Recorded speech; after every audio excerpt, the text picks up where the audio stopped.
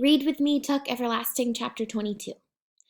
Next morning, Winnie went out to the fence directly after breakfast. It was the hottest day yet, so heavy that the slightest exertion brought on a flood of perspiration and exhaustion in the joints. 2 days before, they would have insisted that she stay indoors, but now, this morning, they were careful with her, a little gingerly, as if she were an egg. She had said, "I'm going outside now," and they had said, "All right, but come in if it gets too hot, won't you, dear?" And she had answered, "Yes." The earth where it was worn bald under the gate was cracked and hard as rock, a lifeless tan color, and the road was an aisle of brilliant velvet dust. Winnie leaned against the fence, her hands gripping the warm metal of the bars, and thought about May behind another set of bars in the jailhouse, and then, lifting her head, she saw the toad. It was squatting where she had seen it first, across the road. "Hello," she said, very glad to see it. The toad did not so much as flick a muscle or blink an eye. It looked dried out today, parched. "It's thirsty," said Winnie to herself. No wonder on a day like this. She left the fence and went back into the cottage. "Granny, can I have some water in a dish? There's a toad out front that looks as if he's just about to die of thirst." "A toad?" said her grandmother, wrinkling her nose in disgust. "Nasty things, toads." "Not this one," said Winnie. "This one is always out there, and I like him. Can I give him a drink of water?" "Toads don't drink water, Winifred. It wouldn't do him any good." "They don't drink water at all?" "No, they take it in through their skins like a sponge when it rains." "But it hasn't rained forever," said Winnie, alarmed. "I could sprinkle some water on him, couldn't I? That would help, wouldn't it?" "Well, I suppose so," said her grandmother. "Where is he, in the yard?" "No," said Winnie, "he's across the road." "I'll come with you then. I don't want you leaving the yard alone." But when they came out to the fence, Winnie balancing a small bowl of water with enormous care, the toad was gone. "Well, he must be all right," said her grandmother, "if he could hop off."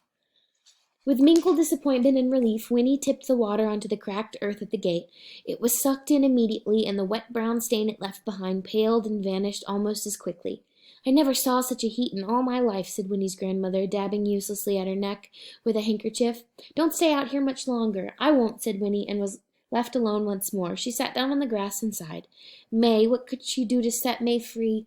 She closed her eyes against the glaring light and watched, a little dizzy, as brilliant patterns of red and orange danced inside her eyelids. And then, miraculously, Jessie was there, crouching just on the other side of the fence. "Winnie," he hissed, "you sleepin'?" "Oh, Jessie!" Her eyes flew open and she reached through the fence to grasp his hand. "I'm so glad to see you.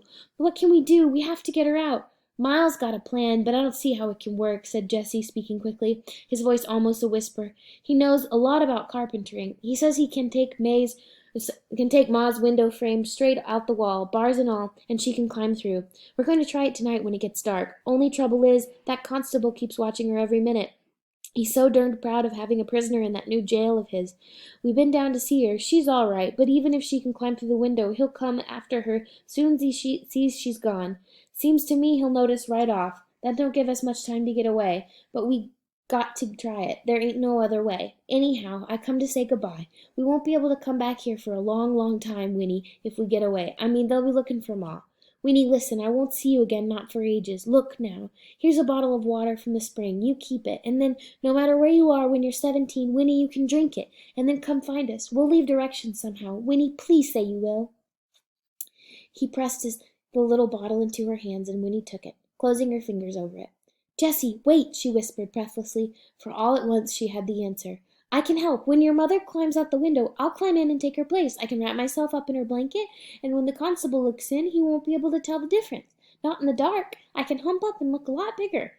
Miles can even put the window back. That would give you time to get away. You'd have at least until morning." Jessie squinted at her and then said, "Yep, it might work. It might just make the difference, but I don't know as Pa's going to want you taking any risk."